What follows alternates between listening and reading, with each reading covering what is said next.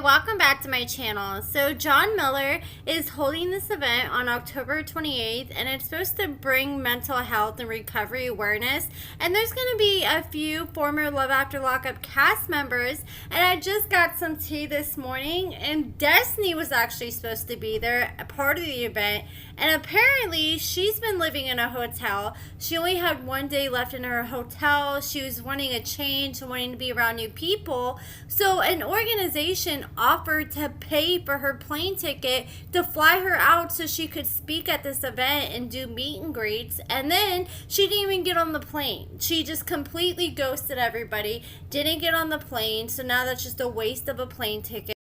Then after she ghosted everybody, she just quit responding, and then she suddenly changed her relationship status on Facebook to that she's married to this dude now, according to her.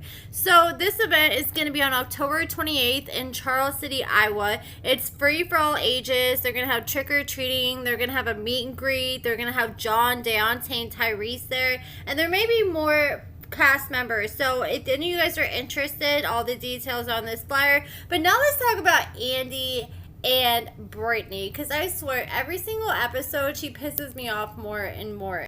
So Andy was pacing back and forth, freaking out after Brittney and him got into it, and she ended up leaving with her daughter, and Andy was stressing because he was thinking that could potentially be the end for him and Brittney. So Brittney shows back up suddenly, and she's just chilling in her hotel room on her phone, and Andy walks in telling Brittney that he was caught off guard when she suddenly left, and Brittney explains that her and Gracie were having issues. She wasn't about to let Gracie leave upset, and Andy was like, okay, well, now that Gracie's okay, are you okay? Because it still seemed like she had an issue.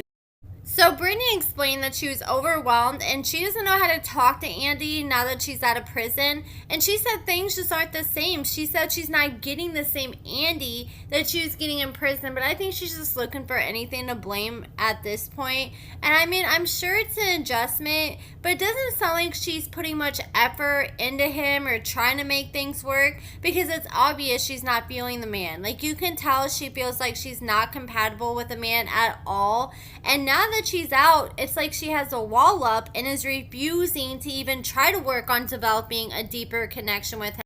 Hell, she can't even make eye contact with him.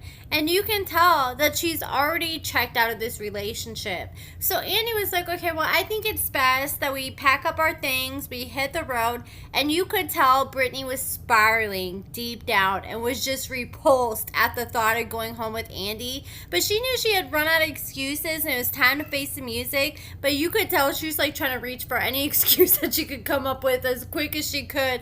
But she knew she had to finally do it. So you can just read it all over her face how bad she does not want to go with him. It seems like she would rather be anywhere in the world but with Andy.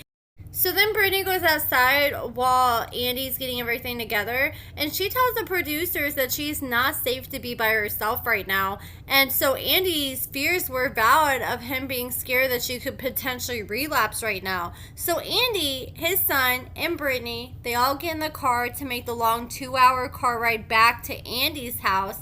And Andy claims that he just got a new place for him and Brittney. But I'm sorry, it was pretty obvious that place was giving Airbnb. Like, especially when later on in the episode when Brittney said she had a headache and she was trying to look for something to help it.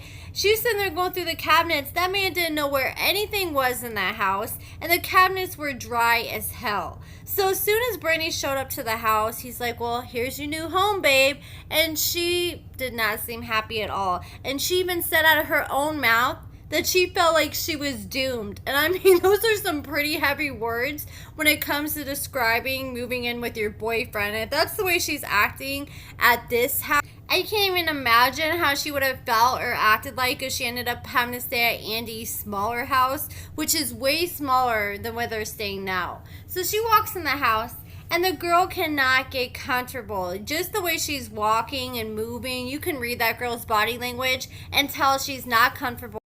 And it's pretty obvious it's Andy who's making her uncomfortable, because when she was posted up in the hotel room by herself or just with the camera crew, she was just fine. But as soon as Andy graced her with his presence, oh man, that's when she was just super annoyed and just cringing deep down. You could tell. And so she sits on the couch, and Andy was just sitting there awkwardly, like kind of hovering over her. And she's like, yo, what the hell are you doing? Are you going to sit down or what? So Andy sits down, and they're just like, it was so awkward. You could cut the tension with a knife. Like, literally, they're just staring at the wall, both sitting there in silence.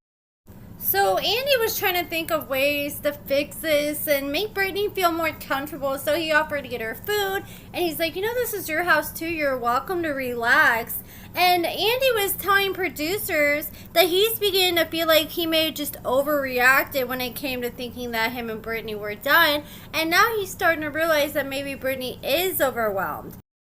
So I feel like Andy was at least being a little considerate when it came to Brittney, because he could have easily just plopped down on the couch right next to her, started cuddling, because that's his girlfriend. He should feel like he should be able to sit next to her and cuddle with her. But he could feel, you know, that the tension was definitely high and things were off. So he still gave her space, even though they're in the same room together. So Brittney says she feels like she's doomed. She said she has a headache, and she says she feels like she doesn't really know Andy. So she asked Andy if it was okay if she slept in the other room, which I'm sure this is gonna be a common theme. I'm sure she's gonna have a bunch of reoccurring excuses of why she can't sleep with Andy or try to avoid him at all costs. So she has no problem being sweet and attentive to Andy when she wants money from him. But now that he gave her a new iPhone and $500, she's good for a while. See, the thing is, what I think is, like, when she was in prison, she had to keep putting on a happy face in front so she could keep the money coming in from Andy.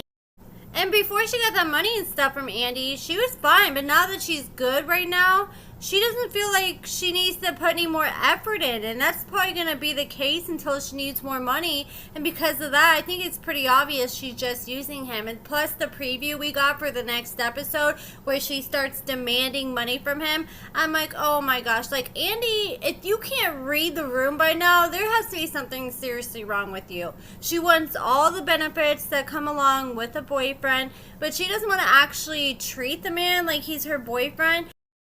It's wrong as hell to use someone, and you should never use someone. But it'd be one thing if she was like, you know, Lizzie, for example, who was with Scott, you know, and Scott was searching for houses for him and Lizzie when she got out of prison. She at least called the man and said, hey, I think you should maybe get a 4-bedroom instead of a 3-bedroom because I don't feel comfortable sleeping in the same bed with you yet. At least she told him that before she got out of prison. She stole this man a dream, and she's the one that made him have all these expectations, and now she's doing the absolute bare minimum and thinks that by blessing him with her presence is just enough. And I'm sure a lot of you guys saw my video yesterday or have seen the Sarcasm article by now of Andy's Reddit post of him dragging a whole bunch of former cast members. And this man has been watching the show for years. And I know he watched Deontay and Nicole's season for a fact because he commented on other couples that season. So you think after watching that, he would know better than that you just don't hand over all this money and all these gifts right out of prison. Because Deontay, for example, he gave Nicole $1,000 and then the girl wouldn't even touch him until she got her boobs done. I think now Andy's regretting giving this girl all this money and this iPhone right off the jump, and now he just feels used. But I guess that could kind of be a good thing because it's good that he finds out rather sooner than later. But now Andy just needs to take a hint and quit telling himself, oh, she's just overwhelmed, because I'm sure she's overwhelmed, but she also is not feeling the man at all, and she needs to be honest with him. But Brittney has had to have burned all her bridges, because I feel like if she had any friends or family, just one person that she could go to, I feel like she would go somewhere else in a heartbeat if she had another option. And that's the only reason why she's had to stick it out as long as she has, is because that's her only option. But that's it for this video, guys. Let me know what you guys think about all this in the comments below. Check out my lashes and cosmetics at AccordingtoAmber.com. I just launched some color changing lip gloss on Sunday, and there's also discounts on select glue and lashes right now. So check that out if you're interested. Give this video a thumbs up, subscribe, and thank you so much for watching.